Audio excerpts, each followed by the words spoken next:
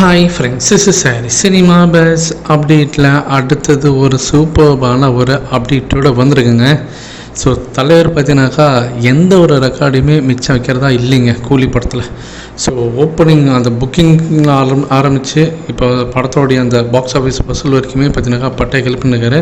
இப்போ அடுத்த ஒரு ரெக்கார்டு வந்து க்ரியேட் பண்ணியிருக்காரு தலைவர். என்ன அப்படின்னு சொல்லி பார்த்தீங்கன்னாக்கா book my show, ticket new, அதே போல் டிஸ்ட்ரிக்ட் ஆப் மூணுத்தையும் சேர்த்து இப்போ 1 கோடி டிக்கெட் வந்து சேல்ஸ் ஆகிருக்குங்க கூலி திரைப்படத்துக்கு. அதாவது 10 million plus ticket sold out. So book my ஷோவில் மட்டுமே 5.14 மில்லியன் டிக்கெட் விற்று தந்துருக்கு. டிஸ்ட்ரிக்ஸ் ஆப்பில் பார்த்தீங்கன்னாக்கா 4.97 மில்லியன்ஸ்.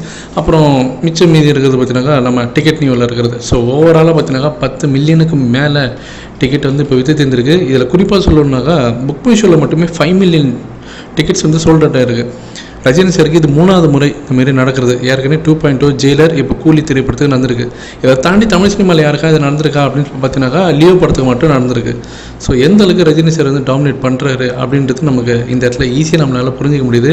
இதை தாண்டி அடுத்த ஒரு சூப்பரான ஒரு அப்டேட் இருக்குங்க. கூலி திரைப்படம் பார்த்தீங்கன்னாக்கா ஓவர்சீஸில் வந்து 19 மில்லியனுக்கு மேலே வந்து வசூல் குவிச்சிருக்கு. ஒரு ஸ்மாஷிங் ரெக்கார்டு தான் சொல்லணும்.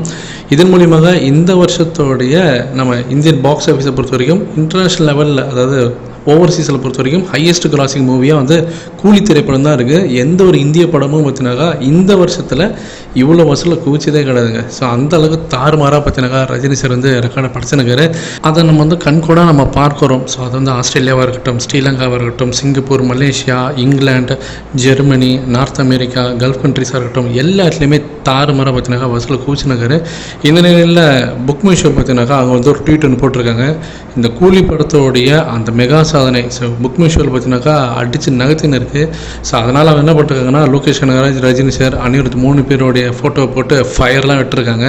அப்போ எந்த அளவுக்கு அவங்க ஹாப்பியாக இருந்திருப்பாங்க இந்த படத்தோடைய இந்த புக்கிங்ஸை பார்த்து அப்படின்றது உங்களுக்கே புரியணும் ஃப்ரெண்ட்ஸ்.